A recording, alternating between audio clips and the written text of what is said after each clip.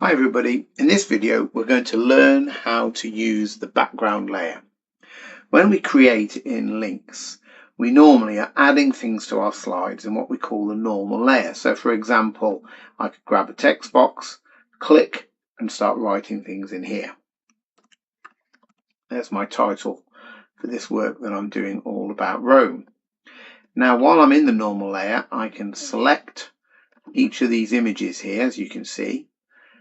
But you'll notice that I cannot select these two images, and that's because I've placed them in the background layer. Why should we want to put things into the background layer? Well, let's say that we're allowing some students to come up to the screen and mess around with our content. If someone was to pick up the eraser, for example, as they move the eraser around the screen, you can see that it can have a disastrous effect on almost anything that's in the normal layer, but they cannot touch the objects that are in the background. Let me just undo that and we'll come out of there. So how do we send things to this secret background layer? Well, it's really easy. When we click on something, we have our floating toolbar, and towards the end we have the arrange and transform option. When we click on this, we see that we can layer things. So for example, I could move this image to be behind the other items in the same layer, but not the things in the background.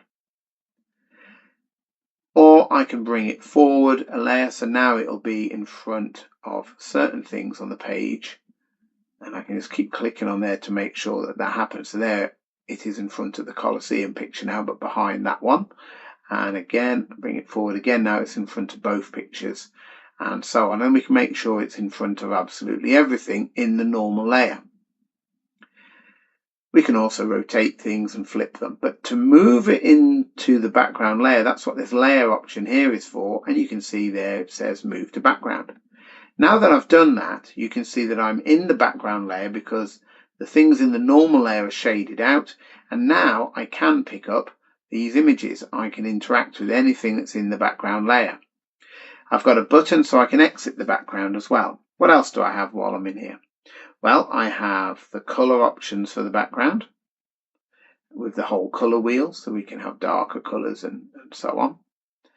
But I also have grids here. So I can have dots, and there's a slider so I can mess around with the size of those dots. And there are grids of different shapes as well as lines as well. And the slider to help us manipulate all of those. So these are your options. It also includes a handy coordinates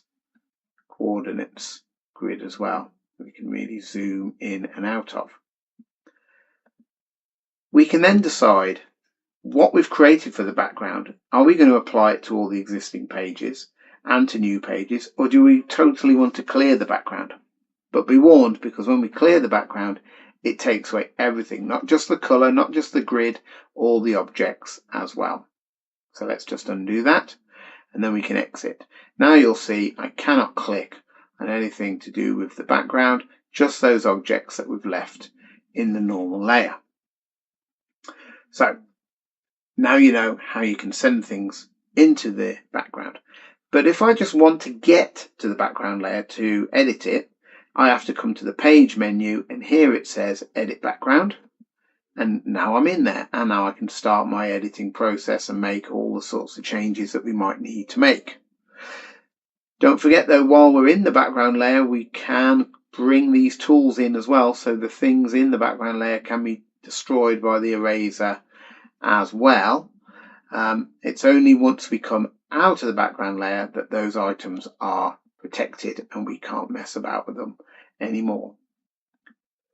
So it's a very useful layer to be able to go into and edit, and it can help you very quickly make templates that you reuse time and again for content that you want on multiple pages. Thanks for watching.